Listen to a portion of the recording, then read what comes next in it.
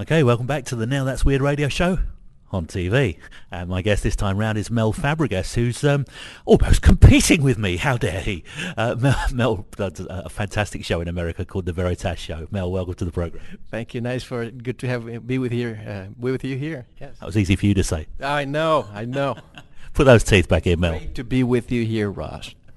Now, Mel, what made someone who's basically a restaurant owner, I believe, by trade, get into this weird and wonderful marketplace we're in, doing radio shows about the paranormal and UFOs? Well, my previous life was actually in business. I traveled around the world as investments and mergers and acquisitions, and I came back to the United States, and then a couple of years ago, as I'm watching TV, I see Milton Torres, and you probably know who Milton Torres is, and nobody was giving him enough airtime to answer all the questions that I or anybody interested would actually want to answer. So I found his phone number.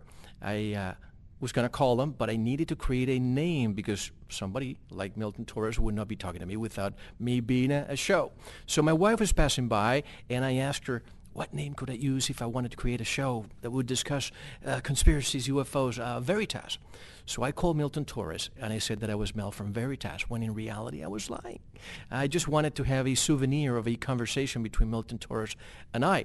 And we did the interview. I uploaded it on the internet, and all of a sudden, in less than 24 hours, thousands of people were listening to the interview and asking me when the next show was going to happen. Then Steve Bassett emails me asking me for Milton Torres' telephone number, which I gave him, and I said, Mr. Bassett, may I conduct an interview with you? And immediately, that was the very first formal interview, and that's how Veritas got created.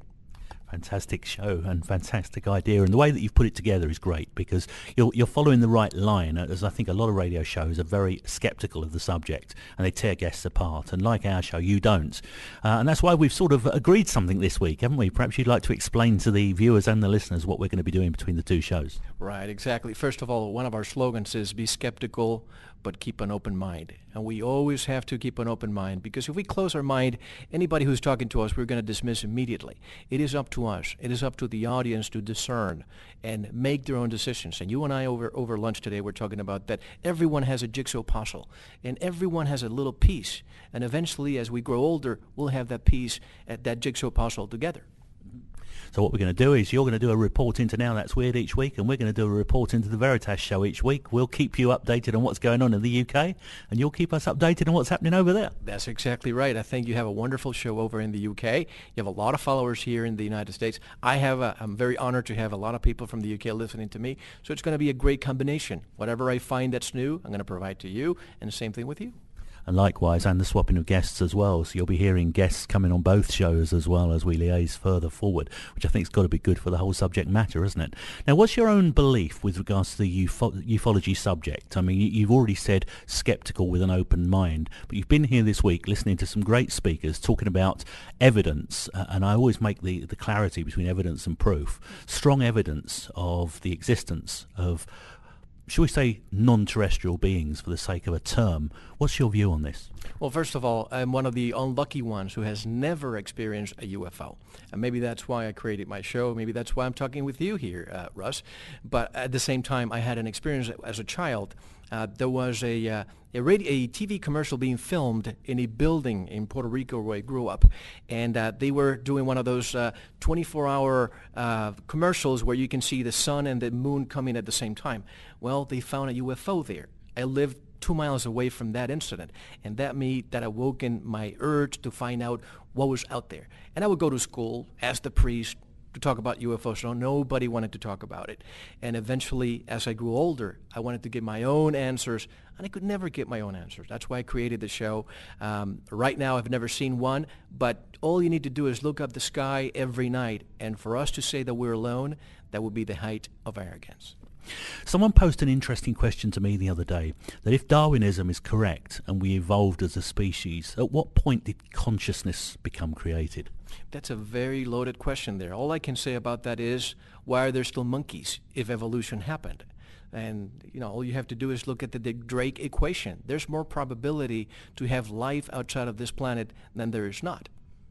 I think you're right, and I've actually used the monkey what's the word, equation, I suppose, in the argument that I've put forward to the same thing, because every other form of evolution has moved on, whereas monkeys are still monkeys. So it doesn't sort of make sense, although they are only apparently one gene away from the human race. What are the stranger things you've spoken about on your show? A very good question, too. A lot of people say when I try to deviate from the UFO topic, which is our core topic, every other, and we don't even call it conspiracy, we call it parapolitical research, because when you put the conspiracy label on someone, for some reason it has a negative connotation. So parapolitical research, everything is interconnected. When you look at 9/11, when you look at assassinations, when you look at microbiologists being murdered, it's all interconnected with the UFO topic. If you follow the money, everything follows that. That $2.3 trillion lost by the United States in 2001. Where is that money going to? Is it the secret space program? Who knows? But everything ties together at the end of the day. I think that's great, and I think I've said for some time the word paranormal is also one of those that's got very bad PR.